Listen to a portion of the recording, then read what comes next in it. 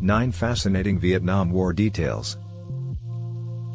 A long war that began in 1955 and didn't end until 1979, the Vietnam War is one of the most well-known conflicts of recent years. There are many interesting facts about the Vietnam War which many people don't know. Let's explore some of the lesser-known facts about this period of history.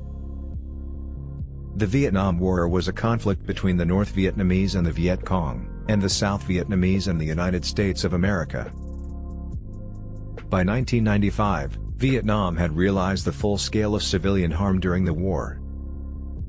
Over 2 million civilians from both the North and South had been killed, with over 1 million soldiers killed between all armies involved. The Vietnam War was primarily between the North and South of Vietnam, but it didn't end there. Laos and Cambodia were heavily involved in the war, which meant their civilians paid a large price. Laos is thought to be the most heavily bombed country in the world per capita, with an estimated 30% of cluster bombs remaining unexploded. When the United Nations set the 2030 Agenda for the Sustainable Development Goals, they included an extra goal for Laos, to rid the country of dangerous unexploded items. Before the Vietnam War, the north of the country was governed by a communist government, while the south was governed separately by a government that sought to align itself further with the West. Since the northern government wanted to unite the country, the Vietnam War started as a civil war, seeking to bring the North and South together and create a united Vietnam. However, the North sought help from the Viet Cong from the South, while the South brought in help from the United States of America. France had colonized Vietnam, Laos, and Cambodia, a group of nations that had become known as French Indochina. Since the northern Vietnamese government wanted to make the country united and a communist state, the West grew worried at the prospect of yet another communist country, following in the footsteps of the Soviet Union and China. States including France and Japan were concerned that if one country became a communist nation, other neighboring and nearby countries would closely follow.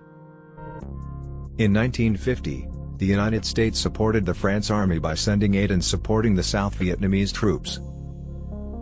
They agreed to hold a general election 2 years later in 1956, which would seek to unite the country in a democratic manner rather than through warfare. However, the United States would not agree to Vietnam holding a general election since they feared the Communist Party in the north of the country might win.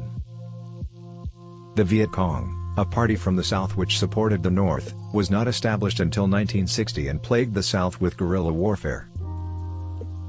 In March 1965, after the North Vietnamese had fired at 2 United States Army vessels, President Lyndon Johnson decided it was time to step up their efforts to help South Vietnam overcome the North.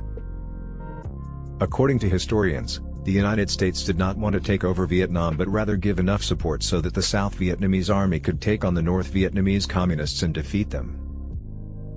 As a result, the United States during the late 1960s didn't invade the North or seek to cause further damage through attacks, but rather they focused on South Vietnam and how they could multiply the efforts of the Southern troops. Although guerrilla warfare was not a new tactic, it was used heavily by the Viet Cong to support the northern government. When Richard Nixon became President of the United States in 1969, he wanted to bring the U.S. troops out of Vietnam and leave the fighting to the Vietnamese soldiers. While many people know about the Vietnam War, not everybody knows how it ended. After peace talks in Paris, the fighting in Vietnam continued until the South surrendered to the Communist North in 1975. This was partly due to the United States troops withdrawing 2 years previously, leaving the South too weak to continue on its own with any great strength or power to overcome the enemy. Sadly, the Vietnam War caused devastation and harm for thousands of civilians and soldiers and continues to be remembered as one of the world's longest and most deadly wars.